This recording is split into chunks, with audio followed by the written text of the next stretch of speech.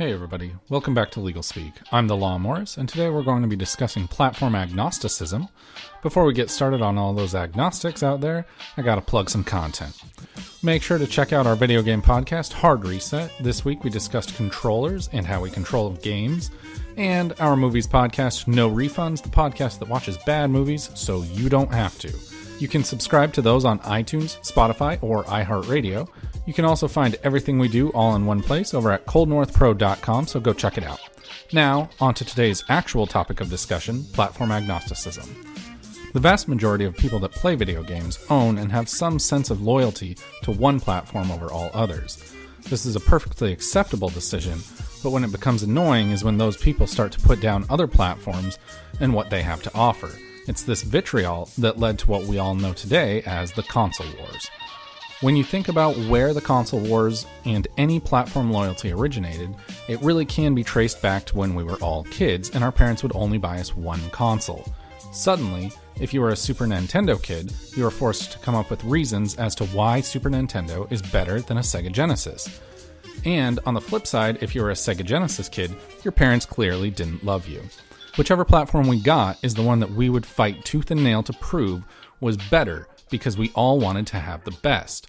Even into adulthood, we still argue which platform is objectively the best in an attempt to justify our purchase to ourselves. And of course, there is the PC Master Race, or PCMR for short. The term PCMR was originally used as a joke to mock those who think that more power automatically equates to being the better platform.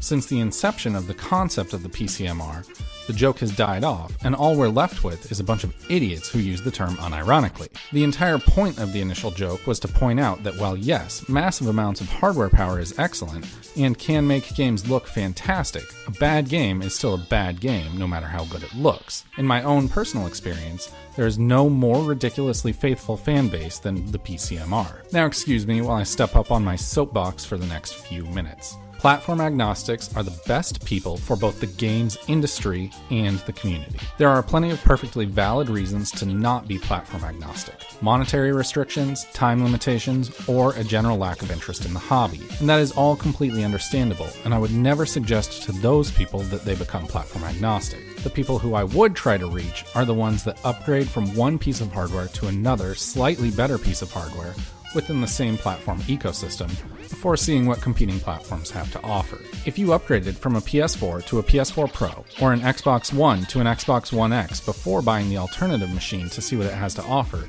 then you continue to shit all over the alternatives, you're the problem. If you're out buying a 2080 Ti for all that sweet RTX glory in Battlefield 5, but you've already got a 1080 Ti in your system as it is, and you go spouting off about the PCMR being the undisputed best when you haven't even played God of War or Breath of the Wild, you're not superior, you're just an asshole. These gargantuan companies like Sony, Microsoft, Nintendo, Nvidia, AMD, and Intel all want us to be at each other's throats because it creates loyalty and allows them to not push as hard to compete with one another. During the 7th generation of consoles, Sony sold 150 million PS2s, more than 3 times what their top 2 competitors sold combined. When they were on top of the world, they launched the PS3 thinking they were bulletproof, and it was a platform that didn't live up to its potential until very, very late in the generation. For all intents and purposes, Microsoft won the 7th generation with the Xbox 360, that immediately tried to pitch shit like DRM, live sports, and TV on their next console like it was all a good idea.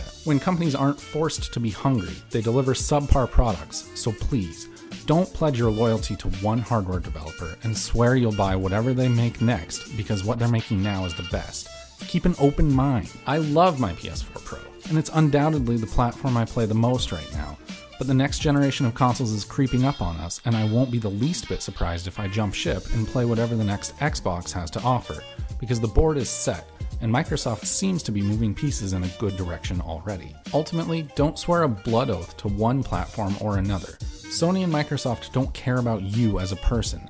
They care about you as a consumer. So make them earn your money with a kick-ass platform to play video games on. I play PS4, Xbox One, and Switch, and if Valve announced Half-Life 3 as a PC exclusive, you can bet your ass I would build myself a PC and play it. What platforms do you guys play? And what do you think of the idea of platform agnosticism? Let me know in the comments down below. Don't forget about the podcasts Hard Reset and No Refunds on iTunes, Spotify, and iHeartRadio, and make sure to head over to coldnorthpro.com for everything we do all in one place. I'll be back next week discussing probably micro consoles, but I haven't really decided yet, but I will see you all then.